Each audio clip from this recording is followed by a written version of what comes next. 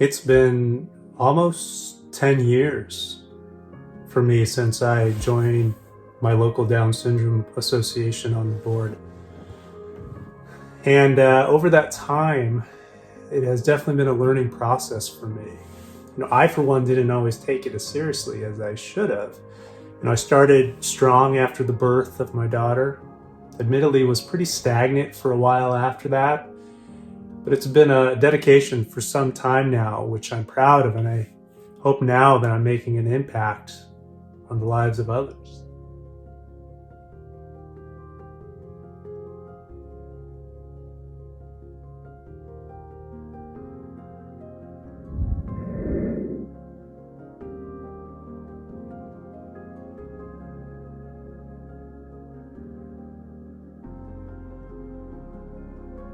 I think for anyone involved within an organization, whether it be a staff member, a board member, a consultant, it's easier to identify and see the fruition of your advocacy efforts. The planning and ultimately the participation of the programs, the events, the fundraisers are apparent in your everyday actions. Those efforts are then measured against the mission, and through all that, your successes and your learning opportunities are obvious and recognized within the community. Now, there's the other side of the community, which involves all the amazing parents, siblings, friends.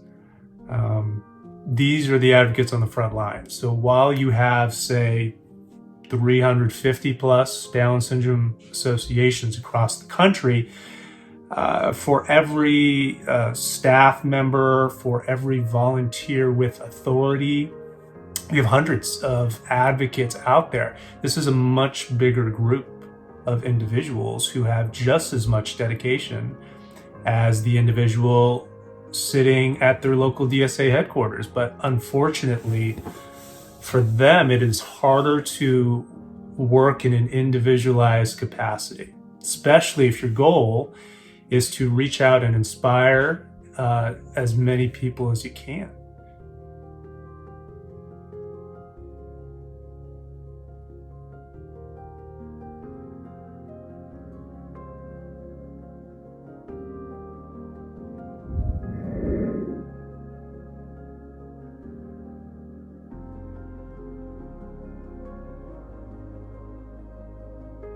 I've been asked a number of times what it takes to be a good advocate, or what it takes to be an effective advocate outside of the organization. And it's an excellent question because it can be very difficult to make your mark.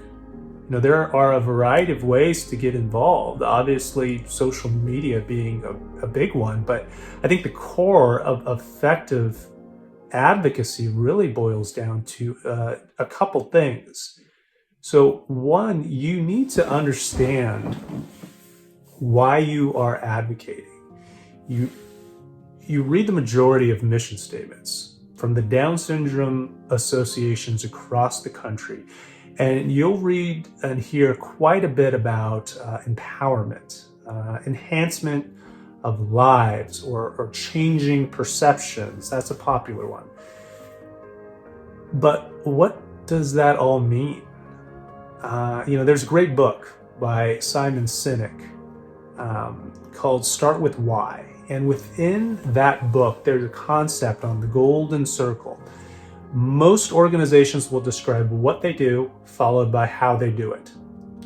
As a Down syndrome organization, what are we doing? Well, we're changing perceptions, right?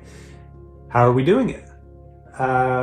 We have amazing programs, support groups, and more. You should join us, or perhaps donate to our cause. The participation, donation, or changing of perception being the end result. But why are we changing perceptions? Why do we have to change perceptions? Well, I can tell you, if it needs to be changed, there's a negative connotation, right? Why is that? Well, there is fear. Something is different. It makes people uncomfortable in some way. And because of those perceptions, it has created an unfairness, a lack of opportunity, a lack of equality. And these all sound familiar, right? These are terms of discrimination we are well aware of in today's society within groups of race, sex, religion. And make no mistake, the special needs community has an uphill battle with this same regard.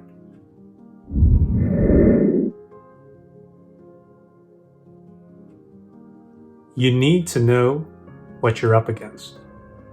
Advocating inside the community is already hard. Advocating outside the community is a whole other thing.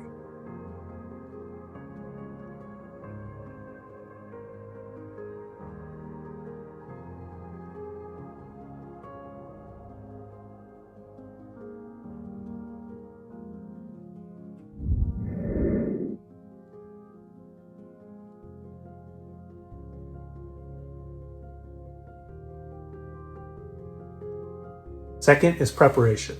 In order to be a person of expertise for any particular cause, you need to be knowledgeable in the subject. For Down syndrome, that starts with the definition and will expand from there. Health and wellness, school system, local services. And remember, there is not a necessity to have all the answers as an advocate. There's a lot to know. And look, I've been in the commercial real estate industry for over 17 years, and I'm not going to sit here and tell you I know everything there is to know, nor do I want to give you incorrect information. It is more than okay to not know the answers to everything, but it's important to know enough to be dangerous, and then know where your resources are that can help you or the person you're talking to. And keep in mind, things change, information changes, people change. So as an advocate, it's necessary to be consistent and evolve in your learning. Keep track of the information and the concepts you run across. That can be in a journal, that can be just jotting things down on your phone. Don't lose track of the articles, quotes, stories you come across. Save these things for reference. These are your weapons of conversation. Look, passion and love are a necessary start, but you need more than that in order to influence. You need substance behind the message to truly see growth or change in others. And people will then take notice. You become the go-to person. You become a leader in the eyes of your peers and the individuals around you. You become more than just a parent or sibling of an individual with Down syndrome who you dearly love. You now become an advocate for the cause.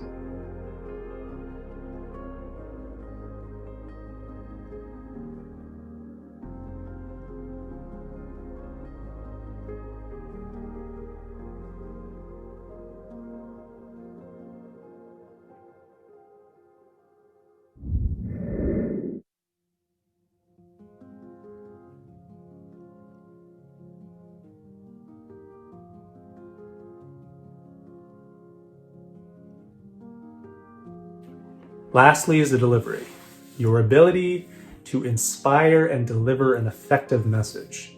And by far the hardest part of what you do as an advocate. And why is that? Because now you're dealing with people's opinions, and people comprehend and navigate their emotions differently. Look, I can't read my advocacy word for word, my script, and have every person I come across and expect that to work every time. You have to listen. You have to deeply understand their questions or concerns. And since you already understand why they have those questions or concerns, you can implement your preparation, and deliver an effective message.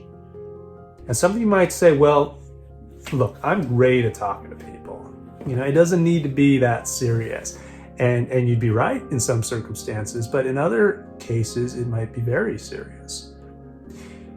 If a business owner comes to you and says, hey, we're friends, I'm looking to make a $10,000 donation to a nonprofit, and I know you're involved with Down syndrome. Look, I really don't want to talk to people I don't know, executive directors. Can you just tell me why the local DSA might be a good place to donate to? Or how about the person who says this? Hey, I have a friend who's having the worst time with their school district and this whole distance learning thing. Behaviors are off the charts. She is so overwhelmed. Any chance you can give her a call and help her out?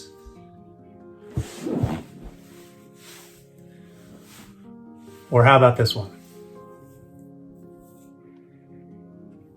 So, my wife and I just had a prenatal screening, and it looks like our child will most likely have Down syndrome. We're scared. We're worried. The feedback from our doctor is confusing, and honestly, we're wondering if we should have an abortion. I know you're someone who knows about this stuff, and I just want to get your feedback before we make any life-changing decisions.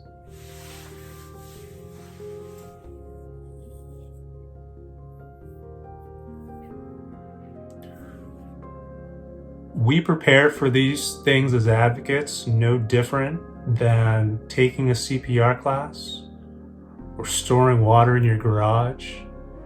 The preparation is there for emergencies. It's about being ready for whatever comes your way, whether the conversation is light or heavy. The heart of advocacy